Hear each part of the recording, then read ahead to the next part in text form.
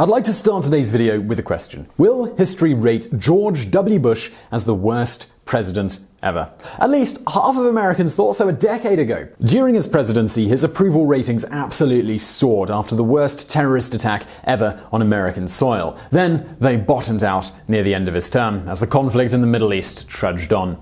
A president's son with all of the privilege in the world, he was a party boy in his youth, and he was never expected to go into politics. So what made him follow in his father's footsteps? And, well, what is he up to today? So, in the video today, we're going to dive into the life of America's 43rd president, George W. Bush.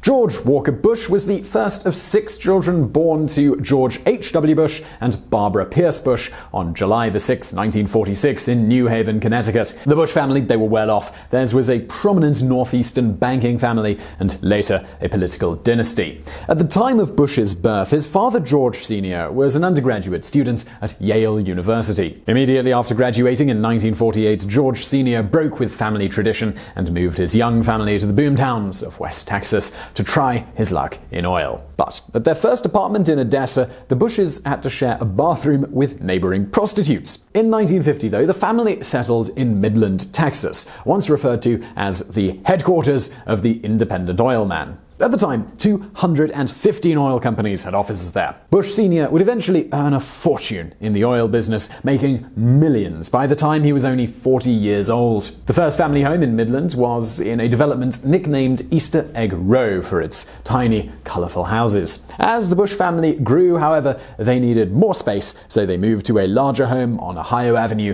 in 1951. Georgie, as he was often called, was only 5 years old at the time. Today, Bush's childhood home is listed on the National Register of Historic Places and is open to the public 6 days a week. Bush, he enjoyed an idyllic baby boomer childhood growing up in West Texas. The neighborhood, it was safe. It was full of young families. He played baseball, idolizing the great Willie Mays, and developed friendships that remained throughout his entire life. The Sam Houston Elementary School was not far from his house. In 1953, though, tragedy struck the Bush family when 3-year-old Pauline Robin was diagnosed with a strange disease neither Barbara or George Sr. had heard of before, and that disease was leukemia. Despite their best efforts taking her far from home for treatment, in New York's Sloan Kettering Cancer Center, Robin died just 7 months after her diagnosis. George Jr. was 7 and had not known his sister's grave condition. After her death, his parents picked him up from school in the big green Oldsmobile. He recalled years later being positive that he saw his sister in the back seat. Upon seeing her, he was excited and he ran up to the car to see her. When his parents broke the news, he understood that she was gone, and it changed their lives forever. Some say the loss of Robin was the impetus for the deep mother-son bond that George Jr. and Barbara formed. They both spent a great deal of time together after her death. Eventually, the Bush family added 3 more children to the clan, including Neil in 1955, Marvin in 1956, and another daughter, Dorothy, in 1959. That same year, with George Sr.'s success in the oil business, the Bushes relocated to Houston.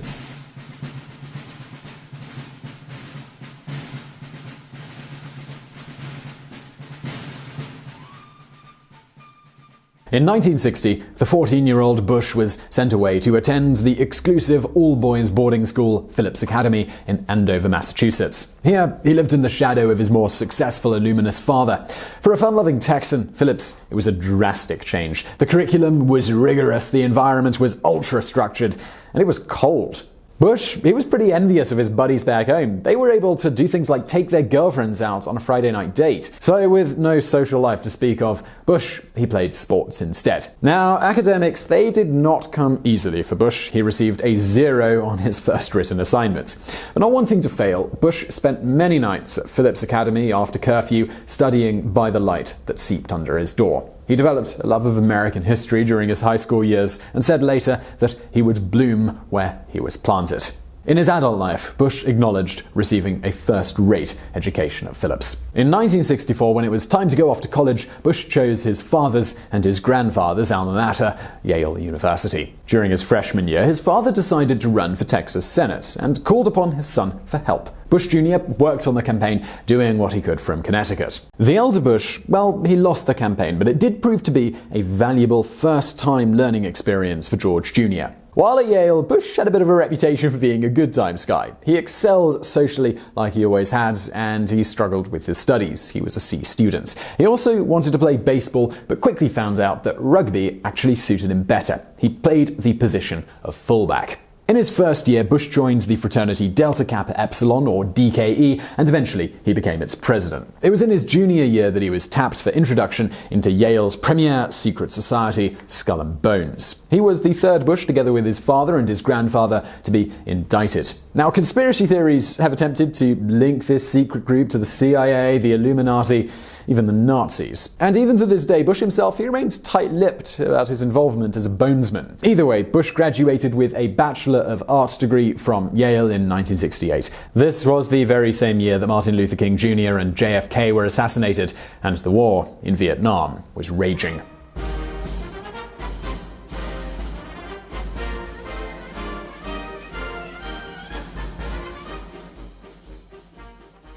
In May of 1968, Bush was commissioned into the Texas Air National Guard. After 2 years of training and active duty service, he was assigned to Houston, flying Convair F-102s with the 147th Reconnaissance Wing out of the Ellington Field Joint Reserve Base. Now, during his presidential campaign in 2004, critics of Bush, including Democratic National Committee Chairman Terry McAuliffe, accused him of receiving preferential treatment while in the service and of being absent without leave, AWOL, from 1972 to 1973. Following the controversy, the Department of Defense released all records related to Bush's Texas Air National Guard service in June of 2005. According to his released records, Bush never flew in the Air National Guard after April of 1972. His pilot's license had been revoked for failure to undergo the mandatory physical examination. In 1972, Bush was living in Montgomery, Alabama, and working on the U.S. Senate campaign of Republican Winton M. Blount. While in Alabama, he drilled with the 187th Fighter Wing of the Air National Guard.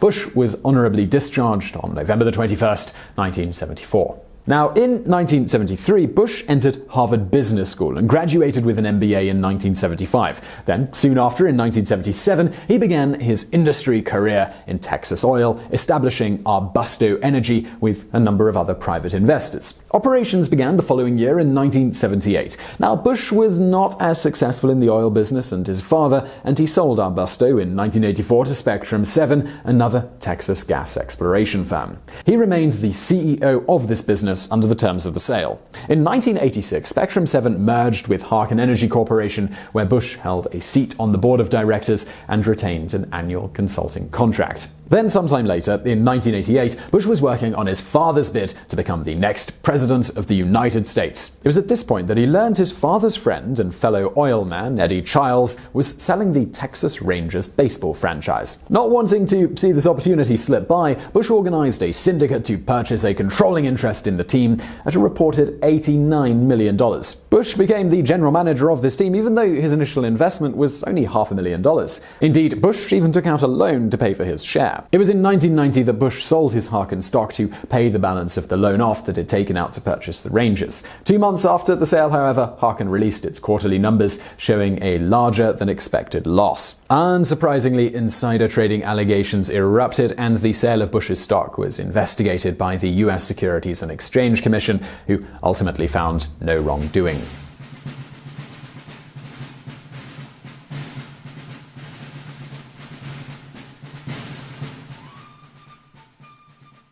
In 1977, Bush was invited to barbecue at his friend's house in Texas. The only other guest was a woman Bush had never met, even though she was from Midland too. Bush was enamored with the beautiful teacher and librarian Laura Lane Welch, and the two fell in love almost instantly. It was a short, whirlwind romance before they were wed 3 months later, on November 5, 1977. The couple settled in Midland, and in 1981, the couple had fraternal twin daughters, Jenna and Barbara. Bush credits his wife Laura with bringing his own life into order. As a young man, he was aimless, with periods of unemployment, he drank too much, and he really enjoyed going out, a time he refers to as his nomadic period. One embarrassing episode came back to haunt him years later on the campaign trail in 2000. At the age of 30, while on vacation in Maine at the family's summer residence, he was arrested for drunk driving. Bush kept the matter private until the story broke in the news media. When asked about it, he responded, "I oftentimes said that years ago I made some mistakes. I occasionally drank too much, and I did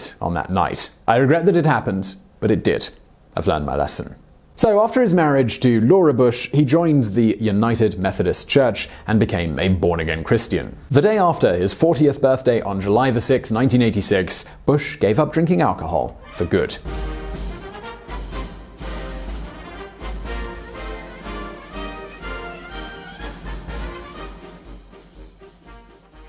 Bush decided to run for the governor of Texas as a Republican after his father failed to win the presidential re-election in 1992. As manager for the Texas Rangers, Bush had earned a reputation as a savvy businessman, and he was well liked in his home state. His campaign against the Democrat Ann Richards focused on welfare and tort reform, reducing crime, and improving education. The Richards camp was sure that Bush would make a gaffe or lose his temper on the campaign trail, but he never did. It was a close race, and it was a contentious one. Bush eventually won the election with 53% of the vote and was sworn in as the 46th governor of Texas in 1995. He became the first child of a U.S. president to be elected as a state governor. In 1998, he was re-elected with 69% of the vote and became the first governor in Texas history to be elected to serve 2 consecutive 4-year terms. As governor, Bush was left with a budget surplus which he used to push a $2 billion tax cut plan to reduce property taxes and increase funding for education reform. The tax cut was the largest in Texas history, and to pay for it, he sought the federal government's approval to privatize social services. 2 other notable pieces of legislation he signed into law included the lowering of the age at which juveniles could be tried as adults in criminal cases and a requirement of electric retailers to buy a portion of energy from renewable sources. Eventually, Texas became the largest producer of wind-powered electricity in the United States. In his second term, Bush promoted faith-based organizations and proclaimed June 10, 2000, Jesus Day in Texas. This was a day in which he urged all Texans to answer the call to serve those in need. Now, a criticism of his time in office was the fact that under his leadership, Texas executed 152 prisoners. At the time, it was more than any other Texas governor. But overall, Bush had a reputation for working well across the aisle in a non-confrontational way, and this earned him a great deal of respect. Throughout his first term, and after his successful and easy re-election, many were speculating whether Bush would make a bid for the White House.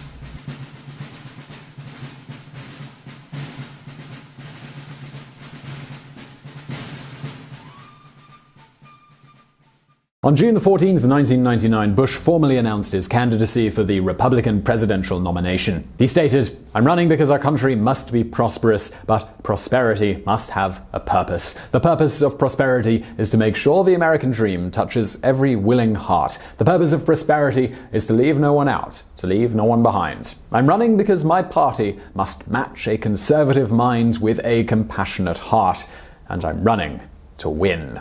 During the early part of the 2000 presidential campaign, Bush enjoyed a double-digit lead in the polls over his opponent, Vice President Al Gore Jr. As the election approached, the gap narrowed and Gore beat out Bush in the popular vote by 543,895 votes. With the deciding votes hanging on Florida, the race was determined to be too close to call by major news networks after first proclaiming Gore the winner. The margin was so close that it spurred a recount in some counties as lawsuits made their way through the courts. The final election count was Bush with 271 and Gore with 266. To this day, only 5 presidents have lost the popular vote and won the election. Bush was sworn in as America's 43rd president on January 20th, 2001. For the second time in history, a son of a former president had made it to the White House. The first, by the way, that was John Quincy Adams, who was elected in 1824. His father was John Adams, the second president ever. Bush's new administration, it was focused on compassionate conservatism. This embraced excellence in education, tax relief, and volunteerism among faith-based and community organizations. It wasn't long before his focus drastically shifted as he was faced with the greatest challenge of any president since Abraham Lincoln. On the morning of September the 11th, 2001, 19 men trained by Al-Qaeda carried out a coordinated attack on the United States, hijacking 4 large passenger airplanes with the intention of crashing them into major landmarks. 3 of the 4 planes hit their targets: the North and South Towers, the Twin Towers of the World Trade Center, and the Pentagon in Arlington, Virginia. The 4th plane crashed into a field in rural Pennsylvania. In a single day, these deliberate acts of mass murder killed nearly 3,000 people, 400 of which were first responders. As these attacks were happening, President Bush sat in a classroom at the Emma E. Booker Elementary School in Sarasota County, Florida, with children. He was reading The Pet Goat. White House Chief of Staff Andrew Card whispered in his ear, informing him a second plane had hit the World Trade Center. What President Bush did next was possibly one of the most controversial decisions of his presidency. He stayed in the classroom for 7 more minutes, following along with the students' reading before excusing himself. He was briefed and gave a short press conference while at the school before being taken to a secure location in order to board Air Force One. Michael Moore, in his film Fahrenheit 9/11, was highly critical of Bush's 7 minutes of inaction in the classroom. Moore claimed that it indicated that Bush was indecisive. On the other hand, his defenders made the case for keeping the children calm, saying that it was Bush's most important duty at the time. From the White House on the evening of 9/11, he spoke to Americans with resolve to fight terrorism and stand together as a nation. America and our friends and allies join with all those who want peace and security in the world, and we stand together to win the war against terrorism. Tonight I ask for your prayers, for all those who grieve, for the children whose words have been shattered, for all whose sense of safety and security has been threatened. And I pray they will be comforted by a power greater than any of us, spoken through the ages in Psalm 23. Even though I walk through the valley of the shadow of death, I fear no evil, for you are with me. In response to the terrorist attacks of 9/11, Bush declared a war on terrorism and formed a new cabinet-level Department of Homeland Security. He sent American forces into Afghanistan to break up the Taliban, an extremist group under Osama bin Laden that trained, financed, and exported terrorist teams. The Taliban was disrupted, but bin Laden was not found until much later. Following the attacks, President Bush also recast the nation's intelligence gathering and analysis services and ordered reform of military forces in order to meet a new enemy. At the same time as doing all of this, he had other political promises to keep and delivered a major tax cut. Now, Bush's most controversial act was the invasion of Iraq on the belief that Iraqi President Saddam Hussein posed a grave threat to the United States by possessing weapons of mass destruction. The weapons, though, they were never found. Saddam was captured, but many American servicemen and friendly Iraqis lost their lives during the conflict. In his State of the Union address in 2005, Bush pledged that the US would help the Iraqi people establish a fully democratic government, bringing hope to the region, and lift a threat from the lives of future generations. Bush, he left office with an abysmal 33% approval rating. But despite this, Bush's political advisor Karl Rove said that Bush has an inner confidence that what he did was right.